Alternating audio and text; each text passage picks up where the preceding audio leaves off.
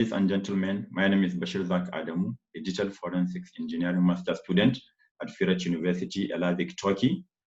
And I am here to present a paper titled A Conceptual Framework for Database Anti-Forensics Impact Mitigation by me, Dr. Murat Karabatak, Dr. Fatih Ertam, under the 8th International Symposium on Digital Forensics and Security, ISDFS 2020. The massive use of databases in various fields of activity is growing more and more intensively. With the organization of online access to databases via the internet, this provides extreme important advantage, thereby expanding the cycle of potential database users to an almost unlimited number due to the lack of geographic constraint or time constraint. Different databases require different forensic models and processes. So with the multidimensionality of the database, that is the internal, the conceptual, and extensional and external, this potentially complicates investigations on databases more and more. While digital forensics tend to outwit malicious intents on databases, criminals develop and promote countermeasures to stay ahead of the investigators. These measures are known as database anti-forensics. Not forgetting these anti-forensics measures impact devastating effects on databases and their owners, making it a concern to find ways of mitigating them.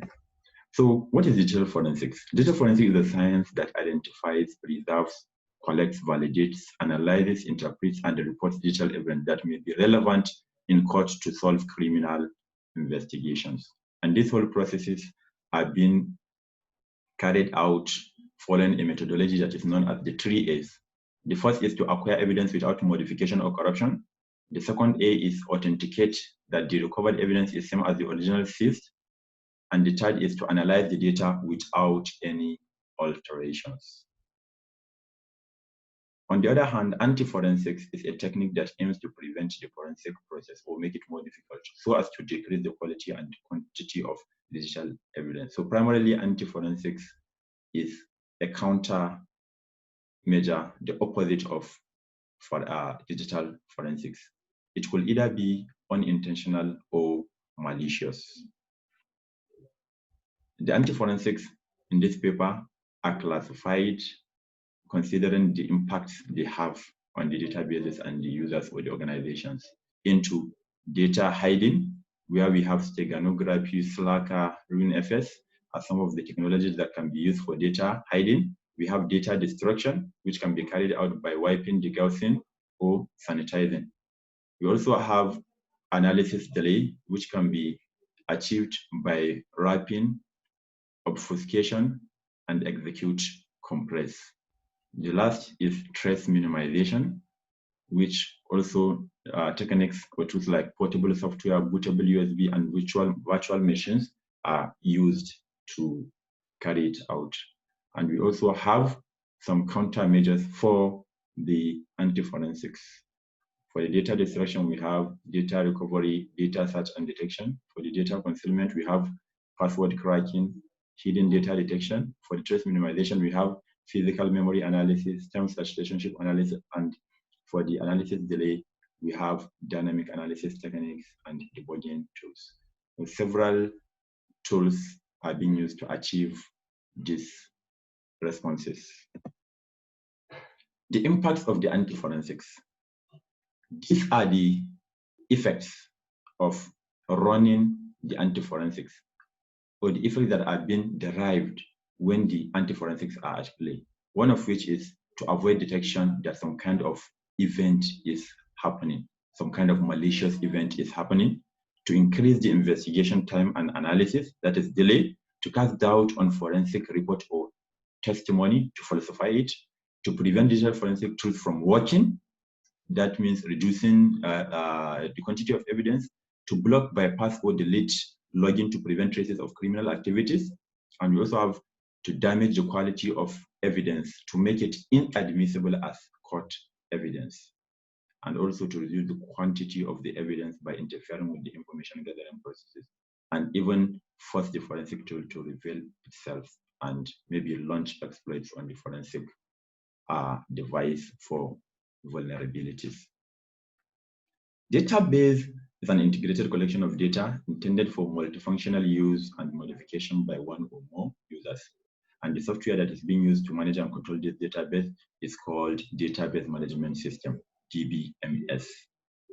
Databases are being used for certain reasons, based on certain features. They have good features. They have one of which is what? Continuous evolution. Database is always up to date. It is also concurrent, so it allows concurrent sharing used with multiple users. Real-time processing and response to queries also is another feature, and also content referencing, logical and physical independence of data is also another good feature of the database.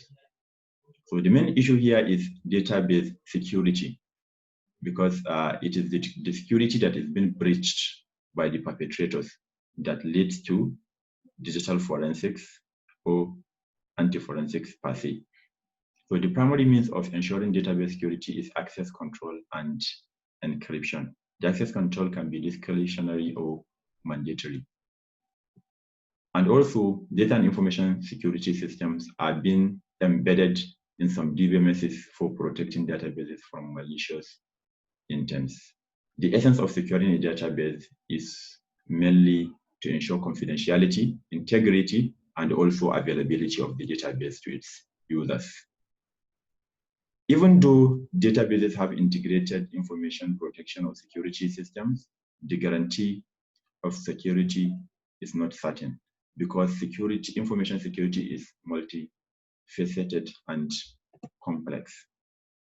Database forensics, on the other hand, is a branch of digital forensics that deals with the examination of database contents. It detects, identifies, acquires, analyzes, and reconstructs database incidents, as well as even constructing a chronological timeline of intruder activities. Here is a sample database forensics process where we have the database management system iteratively loading synthetic data in and out, the parameter detector. The database storage is captured into a DBMS disk image. Its RAM is also being captured as snapshot. The parameter detector is used to generate database config files, which is later passed to the content parser. The DBMS disk image, the DBMS RAM are also all connected to the content parser, where you have the tables and the indexes, activities happening like data deletion, modification, updating, volatile users. All the information will be here that can be used for forensic analysis or investigations. There are situations that warrant the need for database. That's the situation that will tell you you need database forensics. One of which is failure of a database, that is total failure of the database, information being deleted from the database, data inconsistencies in the database, or detection of suspicious behaviors of certain users.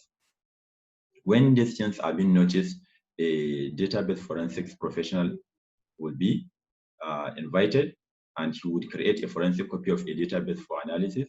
He will reconstruct missing data or log files associated with the deletion. He will decipher data and ascertain possible causes of corruption. And finally, audit user activities and isolate suspicious and illegal behaviors. So we'll now look into the database and forensics and their impacts, where we have data destruction, which implies deleting or corrupting sensitive data completely to interfere with forensic investigations and avoid data recovery. Some tools and techniques can be used for this. And even within the database management systems, there are tools that are being used by the database administrators to destroy certain data that is no longer needed, to protect it from misuse by other users. Degaussing and overwriting are also ways of achieving this. The next is data hiding, which involves concealing data within the database without tampering with its integrity or recoverability. Some attackers use this technique to hide malicious activities, thereby frustrating the efforts. There are also two options for doing this, which is hiding data in databases through removal and also disguise, removing it and disguising it, like steganography. The next is stress minimization. This is being carried out to prevent footprinting discovery of malicious activities, anti-forensic tools, and anti-forensic techniques. Its goal is to limit the possibility of finding traces or potential evidences. It plays a big role in database forensics because traces are the keys that point out the identities of a perpetrator. After that, we have the analysis delay, which is the process of concluding data and other database components to delay evidence acquisition for the sole purpose of buying time, as well as frustrating the investigation processes. Vulnerabilities of tools as well as forensic tools are also utilized to delay forensic process for halting when time is actually crucial. The next here is the recommendations that are being given to mitigate these impacts. Okay, before we look into the recommendations, the proposed countermeasures for the anti-forensic processes mentioned or techniques mentioned earlier also work in database forensics in a general point of view, but to achieve more on database forensics, these recommendations are provided, one of which is effective policy formulation. As we all know, good policies are drivers of every business or any organization. Having good policy will bring out the best of database forensics and limit the efforts of anti-forensics. Areas that require good policy formulation include retaining information, that is information retention, response planning, acceleration of investigation, anonymous activity prevention, and also protecting of the evidence itself. The next recommendation is achieving database forensic readiness, which is the art of maximizing the ability of a database and its environment to collect credible digital evidence whilst minimizing the cost of an investigation. And below here, we have some guidelines that will help in achieving or attaining database forensic readiness, which are, first, to define business scenarios that require digital evidence at first, then identify available sources and types of potential evidence, determine requirements for evidence collection, implement policies for potential evidence handling and storage, provide a capability for secure gathering of legally admissible evidence, detect and deter major incidents during monitoring, stipulate circumstances that require escalation to a full formal investigation, describe incidents and their impacts when documenting evidence-based cases, function staff with awareness on incidents and the legal sensibilities of the evidence. This will help in achieving database forensic readiness. The next is developing forensic compliance databases. A forensic compliance database is a database that has been designed, developed, and deployed in a way that conforms to forensic principles. A forensic compliance database is a database that can gather evidence targeting the potential crimes and disputes that may already impact an organization, the one that gather admissible evidence legally and without interfering with business processes, allow an investigation to proceed at a cost in proportion to the incident, minimize the interruption to the business from any investigation, and finally ensure that evidence makes a positive impact on the outcome of any legal action. The last is implementing live database forensics, also known as database automation. It is a process of establishing forensics on databases during normal operations, with or without any incident. It is the opposite of what is known as dead forensics, which is being started when there is an incident, as mentioned earlier. The automated database for forensics harbors proactive, active, and reactive approaches to forensics investigations.